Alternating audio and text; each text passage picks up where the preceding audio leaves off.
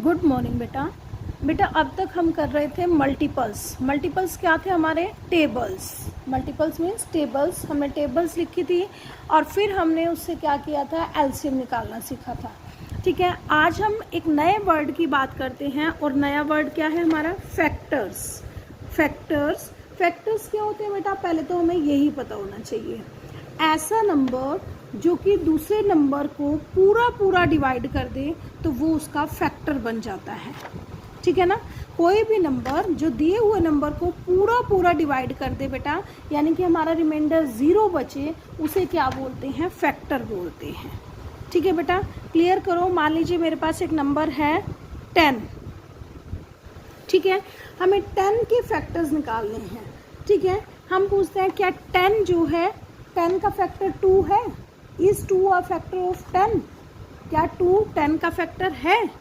बताओ बेटा, कैसे करोगे? 10 को इधर 2 से डिवाइड करके देखोगे। 2 5 जा 10, पूरा डिवाइड हो गया, रिमाइंडर 0 बच गया, तो आप कहोगे yes 2 is a factor of 10, कि 2 10 का फैक्टर है। ठीक है बेटा, अब है कि हमें सारे के सारे फैक्टर्स जो है इसी तरह से चेक करने हैं। देखिए इधर वर्कशीट 5 क्या है हमारी?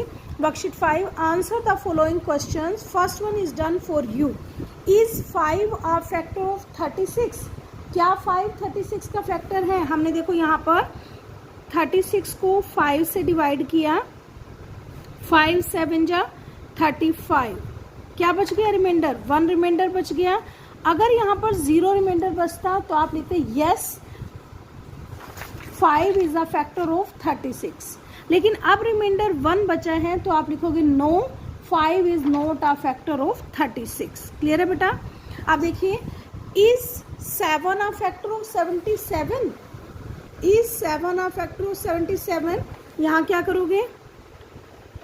इधर इस तरह से 77 को 7 से डिवाइड करोगे, 7 1 जा 7, 0 ऊपर से हमने ले लिया अगेन 7, 7 1 जा 7, 0, ये रिमाइंडर बचा आपका 0। अब देखो जब हमारे पास 0 बचा तो आप क्या कहोगे? यस क्लियर लिखो बेटा, yes 7 is a factor of 77। आगे इस तरह से लिखोगे। अब देखो, इज 8 अ फैक्टर ऑफ 62?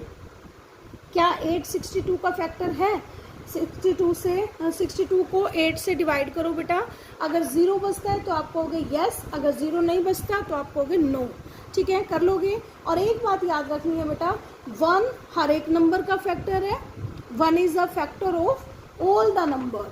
ठीक है, 1 हर एक नंबर का फैक्टर होता है बेटा, और हर एक नंबर अपना खुद का जो है वो फैक्टर होता ही है। Every number is a factor of itself. हर एक नंबर अपना खुद का फैक्टर होता ही होता है, यानी कि 1 और वो नंबर खुद दोनों के दोनों वो तो फैक्टर मिलेंगे ही मिलेंगे। ठीक है बेटा, क्लियर हुआ इतना? अब ये फर्स्ट सम आप अच्छी तरह से कर लोगे कि डिवाइड कर करके देखोगे। अगर डिवाइड करने के बाद 0 बचता है तो आप यस लिखोगे, और अगर डिवाइड करने के बाद 0 नहीं बचता तो आप नो लिखोगे। कर दोगे बेटा इसको? ठीक है, अब देखिए fill in the blanks fill करने हैं। 2 multiply by 7 is equal to 14। 2 को 7 से मल्टीप्लाई किया तो 14 आया। ठीक है, वैसे मल्टीप्लाई क्या होता है? मल्टीप्लिकेशन मीन्स टेबल्स, मल्टीपल्स जब हमने लिए थे। अब है यानी कि 14 को अगर 7 से डिवाइड करोगे तो भी 0 बचेगा, 2 से डिवाइड करोगे तो भी 0 बचेगा। तो सिंपली यहाँ पर कि जिन 2 नंबर्स को मल्टीप्लाई करके थर्ड नंबर आ जाता है, या 3 नंबर्स को मल्टीप्लाई करके नया नंबर आ जाता है, तो वो नंबर हमेशा उन सभी नंबर्स का फैक्टर होंगे। वो नंबर्स हमेशा उस नंबर के फैक्टर होंगे। ठीक है ना बेटा? जैसे 2 और 7, अब देखो 14 के 2 और 7 दोनों फैक्टर होंगे। 2 and 7 are the factors of 14। 3 multiply 8 is equal to 24। अब फैक्टर क्या हुए? 3 और 8 दोनों फैक्टर हो गए। किसके फैक्टर हो गए? 24 के हो गए। तो 3 and 8 are the factors of 24। अब फैक्टर 5 मल्टीप्लाई 7 35, फैक्टर क्या हुए? 5 और 7 किसके फैक्टर हुए? 35 के। 5 and 7 are the factors of, किसके फैक्टर हैं ये? 35 के। करोगे अब अपने आप। 4 and 5 आर फैक्टर्स, अब क्या आएगा यहाँ पे 4 and 5 आर, यहाँ पे क्या आएगा फैक्टर्स ऑफ 20। अपने आप करोगे अब ये, ठीक है जी। अब मैं बस आपको थर्ड सम और करवा देती हूँ बेटा, बस ये वीडियो हैवी हो जाएगी बेटा, इसमें नहीं होगा आपका।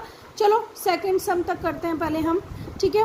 आप अपनी नोटबुक में फर्स्ट और सेकंड सम करोगे बेटा, और इस तरह नहीं, साइड में कोई भी बच्चा सम नहीं करेगा, यहाँ पर ई पार्ट के नीचे FGH इस तरह से करोगे, और साइड में डिवाइड भी करके दिखाओगे बेटा। ऐसा नहीं कि बस सीधा आप यस और नो लिखोगे, नो, साइड में डिवाइड भी करके दिखाओगे आप, ठीक है बेटा। ओके बेटा।